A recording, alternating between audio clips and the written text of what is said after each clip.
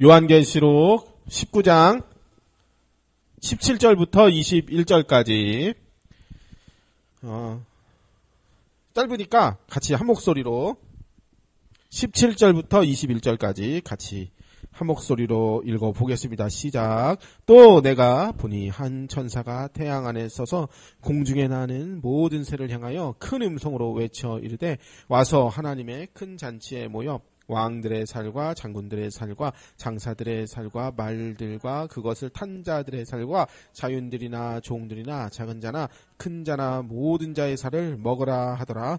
또 내가 보매 그 짐승과 땅의 임금들과 그들이 더 모여 그 말 탄 자와 그의 군대와 더불어 전쟁을 일으키다가 짐승이 잡히고 그 앞에서 표적을 행하던 거짓 선지자도 함께 잡혔으니 이는 짐승의 표를 받고 그의 우상에게 경배하던 자들로 미혹하던 자라. 이 둘이 산채로 유황불 붙는 못에 던져지고 그 나머지는 말탄 자의 입으로부터 나오는 검의 죽음에 모든 새가 그들의 살로 배불리 우더라. 아멘. 해서 이제 지난 주일 요한계시록 19장을 두 번에 나눠서 보았고, 지난 주일에는 이제 16절까지 봤는데, 이제 사탄과 적그리스도와 짐승과 또 666 표를 받은 자들을 멸하시러 오시는 그리스도 예수님의 그 장엄한, 예수님은 어떤 분이신가 이렇게 표현되어 있는 내용들을 지난주 주일에 같이 보았습니다. 그 모습은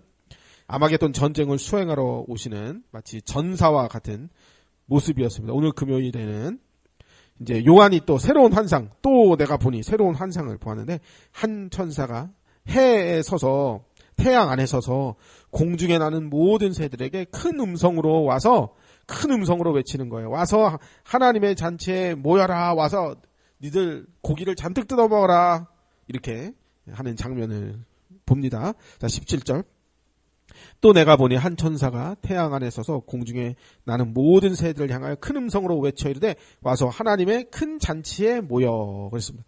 천사가 새들을 향해서 하나님의 큰 잔치에 모여라 이렇게 했습니다. 근데 앞에 그 하나님의 잔치가 있었어요. 계시록 19장 7절에도 하나님의 잔치, 어린 양의 혼인 잔치가 나왔었습니다. 그러니까 하나님의 잔치가 두 번이요. 예수님 재림 때 큰 잔치가 빅 이벤트가 두 번 있을 것이다. 이렇게 생각하면 돼요. 우리가 천국 백성 되는 빅 이벤트가 있고, 불신자들, 악인들, 거짓 선지자와 짐승들과 이런 그 사탄과 전부 다 지옥에 떨어지는 빅 이벤트, 큰 잔치가 두 번 있을 것이다. 이렇게 생각하면 되겠어요. 그 백성들이 즐겁게 참여하는, 구원받은 백성들이 기쁨으로 참여하는 어린 양의 큰 잔치가 먼저 한번 나왔고, 이제 두 번째로 하나님을 대적하는 자들에게 내려지는 하나님의 진노의 큰 잔치, 어린이날 대잔치처럼 진노의 큰 잔치가 벌어집니다. 진노의 잔치상에 올려지는 잔치상 음식들이 이제 18절에 쭉 나오는데, 뭐 왕들의 시체, 장군들의 시체, 장사들의 시체, 또 말들, 또 말탄자들의 시체, 자유인들, 뭐 종들, 뭐 물론 뭐 큰 자 작은 자 다 해서 짐승에게 666 표를 받고 짐승을 숭배하던 모든 자들이 전부 다 잔치상의 음식으로 올라오는데, 그 음식은 새들이 와서 다 뜯어먹고 이제 그렇게 하나님의 진노의 큰 잔치가 벌어진다 했는데, 요게 이제 구약에 똑같은 표현이 있었습니다. 에스겔 39장 17절부터 보면 주 여호와께서 이같이 말씀하셨느니라. 너 인자야, 너는 각종 새와 들의 각종 짐승에게 이르기를 너희는 모여오라. 그러니까 계시록에서 새들 보고 다 오라 한 거 똑같아요. 내가 너희를 위한 잔치 곧 이스라엘 산 위에 예비한 큰 잔치로 너희는 사방에서 모여 살을 먹으며 피를 마실지어다. 그랬어요. 지금 그 새들에게 와가지고 짐승들에게 와서 야, 다 잡아먹어라. 18절 너희가 용사의 살을 먹으며 세상 왕들의 피를 마시기를 바산의 살찐 짐승 곧 수장이나 어린 양의 염소나 숫송아지를 먹듯 할지라.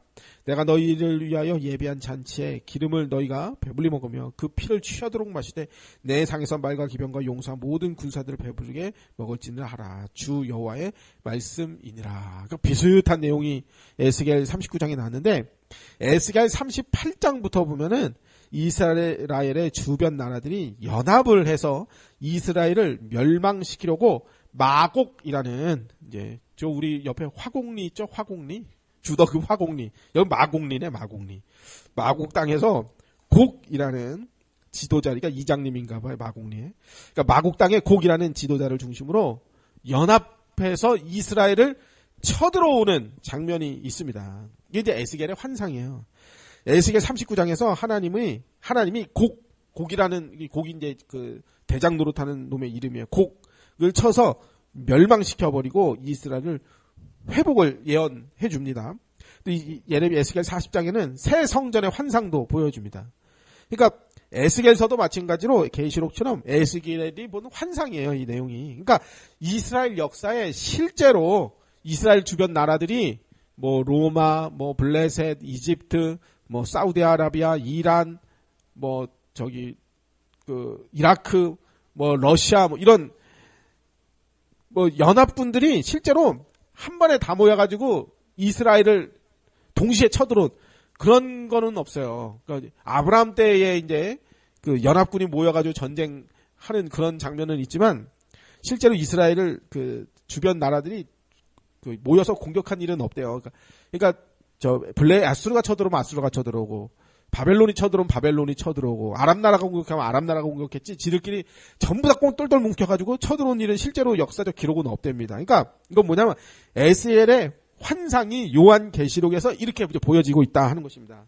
그래서 계시록 19장에서 에스겔의 환상처럼 하나님이 사탄과 적그리스도와 거짓 선지자와 왕들과 또 666 표를 받고 경배하는 자들을 다 멸하시고 새하늘 새 땅 새 예루살렘을 완성해요. 이거 마치 에스겔서의 예언하고 비슷하잖아요. 에스겔 38장부터 마곡 땅의 곡을 중심으로 이제 다 불러 모아다가 그 나쁜 놈이 연합군을 만들어서 연합해서 이스라엘 나라 하나님 나라 백성들을 다 공격하려고 했는데 하나님이 그들을 멸하시고 새로운 성전의 환상을 보여준 게 마치 요한계시록의 이야기하고 새하늘 새 땅 그 요한 곡과 마곡의 연합 전쟁을 이제 예수님이 다 멸해버리시고 이제 요한계시록 20장으로 넘어가면은 이제 새하늘 새 땅 새 예루살렘 성을 보여준단 말이에요. 그러니까 똑같은 그림입니다.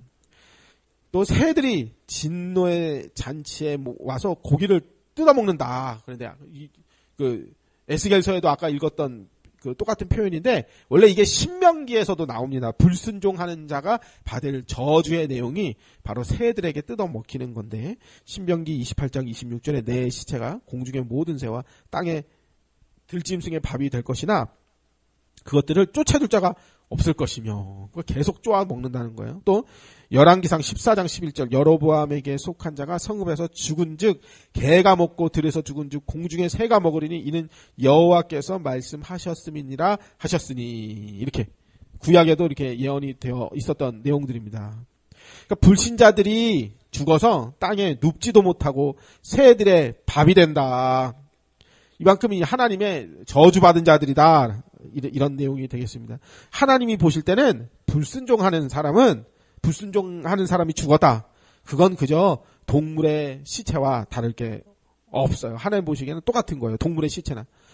그렇게 보시기 때문에 그건 고기 덩어리예요. 그러니까 새들이 와서 쪼아먹을 뿐이에요.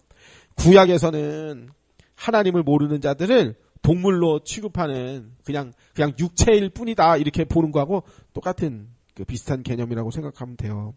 우리는 이 세상의 모든 것이 다 하나님의 진노의 심판에 의해서 싹 다 망하게 된다라는 사실을 항상 기억해야 됩니다. 그러니까 미련을 가지고 어떻게든지 이 땅에서 잘 먹고 잘 살려 그게 아니라 영원한 천국을 소망해야 돼요. 하나님이 불로 이 땅을 다 태워버려 정결케 된 후에 모든 것이 완전하게 새롭게 갱신되어서 새하늘 새 땅이 도래하게 될 것입니다. 그러니까 어디 천국은 달란 하나 별난 하나 수금지와 목도 천의 명이나 어디 은하수 어디에 있는 게 아니라 새하늘 새 땅으로 완전히 바뀌는 거예요. 이 땅이.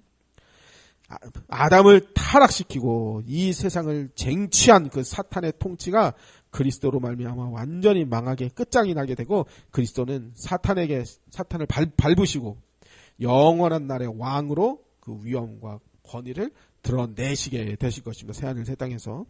요한복음 16장 11절에 심판에 대하여라 함은 이 세상 임금이 심판을 받았습니다. 예수님이 심판주로 이 세상 임금은 심판해버린대요. 16장 33절에 보면 이것을 너희에게 이르는 것은 너희로 내 안에서 평안을 누리게 하려 합니다. 세상에서는 내가 환난을 당하나 담대하라 내가 세상을 이겼노라. 예수님이 세상을 이기셨대요. 또 마태복음 19장 28절 예수께서 이르시되 내가 진실로 너희에게 이르노니 세상이 새롭게 되어 인자가 자기 영광의 보좌에 앉을 때에 나를 따르는 너희도 12 보좌에 앉아 이스라엘 12지파를 심판하리라. 우리는 예수님과 함께 영원한 천국에서 온 땅을 함께 다스리는 자가 될 것입니다. 그 왕권에 참여하는 자들이 될 거예요. 그래서 이 세상 눈에 보이는 육신과 형통과 또 기복적 응답, 이것이 전부 다, 이거 진짜 전부라면 우리 신자들이 목표로 지향하고 있는 거룩과 구별됨은 아무 의미 없잖아요. 너무 억울하겠잖아요. 그러나 그렇지 않습니다. 그리스도께서 선악간의 모든 일을 심판하시고 신자를 위하여 준비하신 영원한 나라, 영원한 낙원, 영원한 천국이 있다. 또 영원한 천국이 반드시 있기 때문에 우리가 그 나라를 소망하며 음녀 바벨론의 미혹에 넉넉히 절대 넘어가지 말고 반드시 이겨내야 됩니다. 사탄은 우리에게 이 땅에서 부자가 되고 명예를 얻고 힘과 권세를 가지라고 엄청나게 유혹합니다. 부자와 명예와 권세가 이건 잘못됐다, 무조건 이건 틀린 거다, 그럴 수는 없지만 거기에 재미가 들려버리면 하나님을 의지하며 살기가 쉽지가 않습니다. 지금 원래 뉴스도 안 보고 유튜브도 안 보고 정치 관련 뉴스도 일절 안 보는데 이제 그 인터넷 유튜브로 뉴스 보니까 통일교 게이트 해가지고 정치권이 지금 난리가 났어요. 근데 이제 그걸 통해서 뭔가 자기들이 얻어보려고 하는 목표가 있었을 거란 말이에요. 근데 이제 그것 때문에 지금 다들 발목이 잡히는 꼴이 되는 것 같아요. 어느 뉴스가 맞는지는 모르겠지만 또 더 조사를 해봐야 나오겠지만 하여튼 그래, 하나님 없는 뭔가 만족과 형통과 내 어떤 힘과 어떤 세력을 키워보려고 했다면 그것 때문에 두루도는 불칼에 의해서 그것 때문에 자기가 스스로 망하는 꼴이 되는 것입니다. 나에게 부족한 것이 많아도, 가진 게 없어도 천국을 소유하고 있다, 천국을 누릴 수 있다, 이거는 그 사람 진짜 부자이고 그 사람이 진짜 복을 누리는 사람입니다. 이 세상의 모든 것을 다 잃어도 우리는 천국을 반드시 얻어내야, 심노해서라도 얻어야 됩니다. 만약 우리의 손과 발이 범죄하여 나로 하여금 천국 가는 길을 방해한다, 그러면 잘라버려서라도 천국에 가야 돼. 네 눈이 자꾸 죄를 향한다, 눈을 뽑아버려서라도 천국에 들어가야 된다. 예수님이 그렇게 말씀하셨어요. 절대로 지옥 가지 마, 이렇게 하신 말씀이란 말이에요. 어린 양의 혼인잔치에 참여할 것이냐, 아니면 진노의 큰 잔치에 잔치상의 음식으로 새들이 쪼아먹는 고기덩어리가 될 것이냐, 천국과 지옥 무엇을 선택할 것이냐. 이 천국은 어린 양의 희생으로 마련된 복된 장소라면, 그래서 지옥은 반대로 어린 양의 희생을 무시하던 자들이 떨어질 운명이 되겠습니다. 지옥은 유황불못입니다. 이렇게 천국과 지옥에 대해서 요새는 그래요. 원색적으로 말하는 거, 이 현대인들의 생각에는 그런 게 어떻게 이렇게 나쁜 말을 해? 이렇게 생각할 거예요. 인권과 감성을 중요하게 생각하고 개인의 주관적인 어떤 느낌과 생각을, 인권을 존중해 줘야 되는 지금 이 시대에 너 지옥 간다, 너 그렇게 살면 너 지옥 간다 라고 말한다. 그러면 거의 언어폭력으로 이게 신고당할 말이에요. 우리 집에 웨스트민스터 나온 목사님이 쓴 기독교 에센스라는 책이 있더라고요. 한번 봤어요. 근데 실망했어요. 그 사람이 네임밸류가 있는 사람인데, 오늘리교회 출신인데, 웨스트민스터까지 장신대 출신인데, 근데 천국 죄에 대하여 말하는데 약하게 말하더라고요. 그러니까 젊은 사람이요, 똑똑한 사람이, 지성인이니까 그렇게 말했겠죠. 저같이 조금 무식하고 별거 없는 사람 같으면 하나님의 진노와 형벌에 대해, 공의적 형벌과 대리적 속죄와 하나님의 진노의 만족으로서 예수님의 십자가에 대해서 얘기할 텐데, 똑똑하고 좀 훌륭한 분들은 그렇게 말했다가는 앉아있는 사람들이 실망할까봐 그 책을 읽으면서 이게 실망스럽다, 내가 그렇게 생각을 했어요. 그러니까 오늘날 교회에서도 지옥에 대해서 거의 언급을 하지 않으려고 합니다. 지옥에 대해서 말하지 않으려면 죄인을 향한 하나님의 공의적 형벌도 말하지 말아야 됩니다. 이걸 간과시켜야 돼요. 그래야 지옥에 대해서 말 안 하죠. 그러려면 예수님의 십자가를 설명할 때도 하나님의 진노를 만족시키기 위한 대리적 속죄의 죽음을 당하셨다, 이렇게 말하지 않아야 됩니다. 그래야 하나님의 형벌도 말하지 않을 수 있고, 그래야 지옥도 덜 말할 수 있게 돼요. 그래서 십자가를 말하면서 아, 하나님의 사랑이야. 아, 물론 하나님의 사랑이지. 아니면, 십자가를 말하면서, 이게 마귀 문제 꺾는 거야. 이렇게 이제 나타나는 거예요, 이렇게. 이게 이제, 이 성경에 말하는 근본적 교리를 약화시키는 거, 이러면 안 돼요. 일부 현대교회에서는 예수님의 십자가를 설명할 때, 기독교의 기본, 근본적 교리를 설명할 때, 이런 단어들 많이 쓴단 말이에요. 사랑, 소망, 희망, 평안, 응답, 확신, 갱신, 체질 등등. 듣기 좋은 단어들과 심리학적 용어들을 사용해서 공감을 사려고만 하지, 기독교의 핵심 교리, 근본 교리, 이게 뭐냐. 죄와 죄의 대가로서의, 우리가 죄에서 구원받는다. 나는 이제 죄 안 짓는다. 이게 문제가 아니고요. 죄의 대가로서 하나님의 진노를 산 거예요, 인간이. 그래서 죽음과 공의적 형벌, 이게 인간이 당면한 문제예요. 하나님의 공의적 형벌 아래 놓여있다고. 진노 아래 놓여있다고요. 그래서 예수님이 십자가에 죽으신 이유는 하나님의 진노를 우리 대신 받으신 거예요. 우리가 어떻게 하나님과 화평케 되었냐면 예수님이 우리 대신 진노의 형벌을 받으심으로써 하나님의 진노를 달래드리는 것입니다. 진노를 만족시켜드리는 것입니다. 근데 너무 이게 원색적이잖아요. 그러니까 이런 표현들은 잘 표현을 안 하려고 그래요. 웨스트민스터 나와가지고 말을 안 하고, 물론 그 책에서만 안 했겠지. 평소에는 하셨겠죠. 그 책이 이제 아무래도 초신자나 뭐 불신자들도 읽을 수 있으니까 이제 요런 좀 거부감 드는 표현들은 좀 덜 했겠죠. 웨스트민스터 나왔는데 그걸 모르겠어요. 근데 하여튼 교회가 이거에 대해서 자꾸 이 개념을 줄인다. 그럼 이제 딴 길로 가는 것입니다. 이 종말적인 심판의 두려움이 느껴져야, 지옥이 무서워야 자신이 죄인임을 깨닫고 회개할 텐데, 그저 교회가 좋은 말만 해주니까 꺼지지 않는 유황불못에 떨어진다. 이런 표현들이 별로 재미가 없는 것입니다. 사랑이 많으신 하나님이 설마 그 끔찍한 지옥을 만들어 놓았겠느냐, 이런 뉘앙스를 풍기거나, 아니면 아예 말을 안 해버리는 거예요. 지옥과 하나님의 형벌에 대해서 말 안 해버리는 거예요. 그냥 하나님은 사랑이시야, 사랑이 많으신 분이야, 우리도 사랑하며 살자, 이렇게만 얘기하는 거예요. 이렇게 얘기해버리면 지성인들에게, 듣는 이들에게 마찰도 안 생길 겁니다. 하나님의 율법을 경외하지 않으니까 반율법주의 이단들이 나옵니다. 인간이 만약 하나님의 공의적 형벌을 1분, 미리 맛보기 1분 체험, 지옥 체험 1분만 해보기, 이거 해봤다면은 구원받는데 굉장히 유익할 거예요.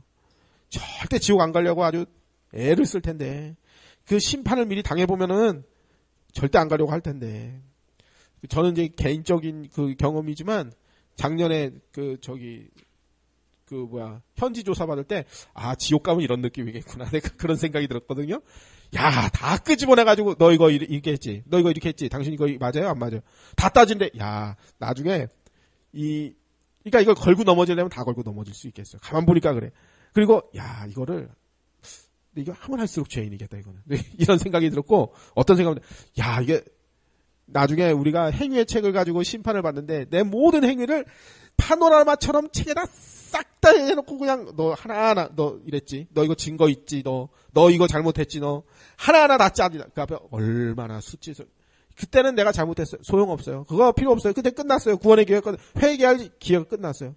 그러니까 야, 이거 지옥의 판결이 백보자 심판이 이런 거겠구나, 그런 생각이 들었거든요.